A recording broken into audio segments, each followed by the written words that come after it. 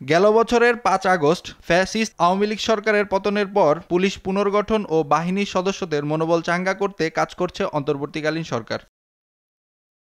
এরই অংশ হিসেবে শনিবার রাজধানীর উত্তরার ৪টি থানা পরিদর্শন করেন স্বরাষ্ট্র উপদেষ্টা জাহাঙ্গীর আলম চৌধুরী।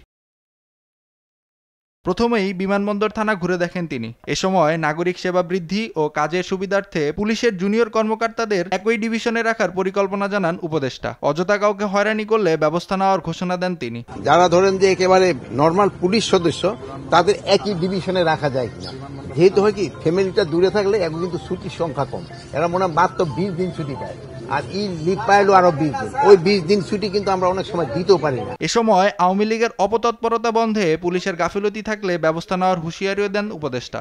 মিছিলটা যেন ভবিষ্যতে না হতে পারে এই জন্য পুলিশদের ইনস্ট্রাকশন দেওয়া হয়েছে, এবং যদি তারা এটারে ভালোভাবে কন্ট্রোল না করতে পারে তাই তাদের বিরুদ্ধে ব্যবস্থা নেওয়া হবে। এরপর একে একে উত্তরা পশ্চিম, তুরাগ এবং উত্তরা পূর্ব থানা পরিদর্শন করেন তিনি। বলেন, ৪টি থানার মধ্যে তুরাগ থানার কর্মপরিবেশ তুলনামূলকভাবে ভালো। থানায় উপস্থিত কর্মকর্তাদের পাশাপাশি সেবা নিতে আসা সাধারণ মানুষের সঙ্গেও কথা বলেন স্বরাষ্ট্র উপদেষ্টা। নাইম আফসান, দেশ টিভি, ঢাকা।